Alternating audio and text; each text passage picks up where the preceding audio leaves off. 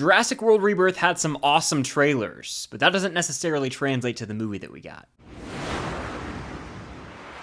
What's going on, guys? I'm Chris, and welcome back to another video. So today I've got my full-on review of Jurassic World Rebirth. I actually was able to see this at AMC Screen Unseen back on June 23rd, but I wanted to wait until the week of the movie's release to put out my actual review. So I've been able to sit on this movie for well over a week, and I've got some thoughts. Before I get into it, hit that like button, comment your thoughts on Rebirth down below, and of course subscribe and hit that notification bell to help reach my goal of 150,000 subscribers here on the channel. I mean, quite a bit. But let's just dive in. When it comes to Jurassic, I think the first movie is leaps and bounds better than the rest. It's in a league of its own. No other movie comes even really close to it. And so that's why I'm like all right on a lot of the sequels. I'd say Jurassic World and Jurassic Park 3 are probably right below this. Going into Rebirth, I just hope that we would get back on track, have a bit of a course correct after the last two abominations. Dominion in particular was a certified stinker. So I was sold on all the marketing. I really thought they did a good job of pitching this movie to audiences with the multiple trailers we got. And so I was excited, to be honest with you.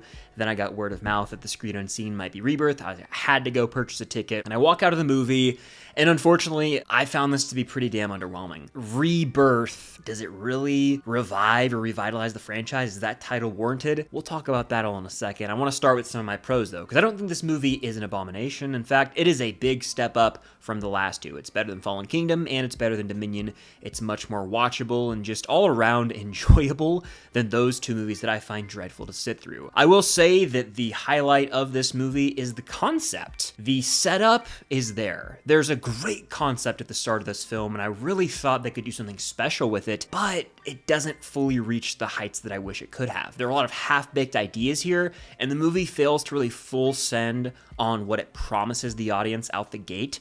Imagine if at the opening of Jaws, right, you've got this shark attack, and then you don't really see a shark attack for the rest of the movie. That's kind of how I felt watching this, and it was frustrating, if that makes any sense. If you've seen the movie, you probably know what I'm talking about. But another highlight, I'd say, are the visual effects. Of course, with a budget of this size and a big Jurassic dino movie, you'd hope things look good, and I can say comfortably they do here. Anytime a movie uses flares, I'm there. I'm notably thinking of The Batman. Something about the flares in that movie do something to me. It's not as cool here, but I love red lighting and the flares that just make for some really cool visual scenes that add a nice little flair to the film that had been missing in the past few. And we have some new additions to the cast here: Scarlett Johansson, Mahershala Ali, and of course Jonathan Bailey. And I think he is the standout performance in this film. You can tell he's a fan of Jurassic. You can tell he just had fun on set. His character's my favorite. His performance has the most energy, and he felt the most bought in when it comes to these new characters. And there's certainly some action sequences here, but again, they're a bit more underwhelming than you'd hope. A couple stand out to me. I hate to have to say that this movie was a big letdown for the most part. It's totally watchable. There is entertainment to be had, but as I get into a lot of my cons here, I just gotta say that this movie didn't deliver. A really frustrating part about Rebirth to me is that it never fully commits to these new ideas. There are fascinating concepts at play with mutated dinosaurs, and the movie kind of just dances around the science of it all and just gives us a real surface level main plot that feels like, you know, the plot of any other generic straight to streaming action movie. And that upset me, because with Jurassic Park, the first film, it's got fantastic characters, an enthralling plot, horror elements, great direction, and ever since that movie, this franchise has tried and failed to recapture something from that movie. It just can't get the formula right for some reason, which is weird because they found another formula that doesn't feel fresh. It's just repetitive, same movie, a bit of a different font. That's where we're at with Jurassic right now. And they miss on the characters here. The first Jurassic Park has some of the best characters in the game, and that's why you give a damn when they're out on this island and they're evading these dinos, because you care about them, you know all about them, and they actually have arcs from beginning to end. You know, Sam Neill's character, Dr. Alan Grant, over the course of the movie ends up wanting to have kids. He goes from not wanting anything to do with kids to maybe, oh, I could have kids in my own relationship. And the arc the characters have in this movie is very forced, let's just say that much. Even the names of these characters feel manufactured in a lab. Zora Bennett, very strange name for Scarlett Johansson's character, who is the main character of the film. And I love ScarJo, especially as Black Widow. She's been nominated for multiple Oscars. I don't want to throw shade at her performance here, but it felt phoned in. I'm gonna say it, and I think that's the case with even like Mahershala. It was something that felt off about his performance. Jonathan Bailey, again, having fun, but a lot of these performances from these A-list actors and actresses, it's like they were just going through the motions to get it over with, and it took me out of the movie a little. There's an attempt to give these characters some backstory and like history they have, notably Mahershala's character and ScarJo's character, but even that just felt awkward to me,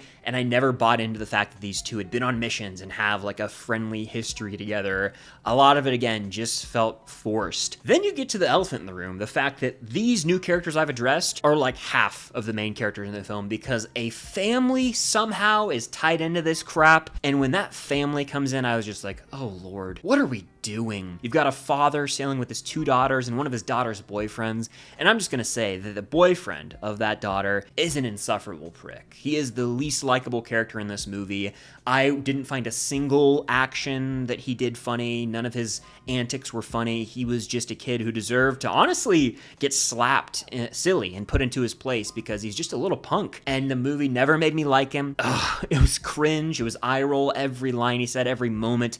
I just couldn't believe that this film had this family shoehorned into the plot for some stupid reason. They didn't need to be there at all. This movie should have just been about ScarJo's character, Jonathan Bailey, and Mahershala in the main mission they're on, where they're essentially going to extract blood samples from 3 different species of mutated dinosaurs. Also, they could go back and help create this drug that could fight heart disease and maybe eradicate it once and for all. That's the main setup of this movie, and I like what they were doing there. It could have turned into this mission gone wrong, where they have to fight for their lives versus dinosaurs. Fairly generic, yes, but much more entertaining than having a family and their drama tied into it. It just weighed the movie down. I was like, no, what are we doing? When the first moment happens and this boyfriend character disrespects that, I was like, oh my gosh, why? Why? So the trend continues in 2025 of mainstream movies having 2 or 3 movies shoved into one, as you've got the main mission and then this family crap that gets thrown in here for some reason. It was hard to watch. It was, and it has not aged well for me since I first seen this movie. Every time the movie would cut to those characters, I'd be like, whew. I wasn't wearing a watch, but if I was, I would have been checking the time to see, all right, how much time is being wasted with this group of unlikable characters? Let's get away from them, please. Let's get back to the main mission, the main setup of this movie. And it is a Jurassic movie, and I hinted that there's action scenes, and some of them are pretty cool. There's one in the water earlier in the movie that I like. I'll be honest with you, some of the hyped up dino scenes, notably like the raft sequence, really didn't deliver for me. And it's because the characters involved, I didn't give a shit about. And so I was like, man, this could have been 10 times cooler, but it was just frustrating. It really underwhelmed me, which I was excited as hell for that scene specifically. The D-Rex, which is like the new mutated dinosaur, has some screen time, but I felt like the marketing was a little overzealous with that dinosaur's role. It's one of those instances where like they're here, and then you gotta wait a long time to see him again, and they're kind of back, but not really. So I'm not saying they mismarketed that dino's role, but I expected a lot more. I mean, it's the new creature, the new dino in a Jurassic movie, and that's it. That's the only role they're playing. They also felt kind of shoehorned in here because they weren't really a part of the main mission for a long time. And I know I'm going pretty hard on the movie right now. I want to emphasize, I think it's totally watchable. I think it's better than the last 2 by a lot. And it's not the worst Jurassic movie. There's entertainment to be had. If you like dinos, if you like the Jurassic franchise, I recommend seeing this because there are reviews out there of people who like this movie a lot more than me. I'm just frustrated because I think this could have been great. This was really the opportunity for Jurassic to grab a hold of greatness again, have their rebirth moment, and get us headed back in the right direction of making a truly elite Jurassic film. But unfortunately, that's just not the case, and it boils down to this. Half the characters are pretty unlikable, the other half are underdeveloped, you don't really care for them that much. The action sequences are underwhelming, and the main plot is surface level as hell, so there's nothing about this movie that stands out. Even the dino action is mad. Can you watch the movie? Can you have some fun moments, surface level? Absolutely. But it's far from great. It's not even really all that good. It's totally serviceable at best. I gave it like a 2.5 on Letterboxd, which is a 5 out of 10. So like dead, middle of the road movie, but it could have been so much better, especially with the talent involved.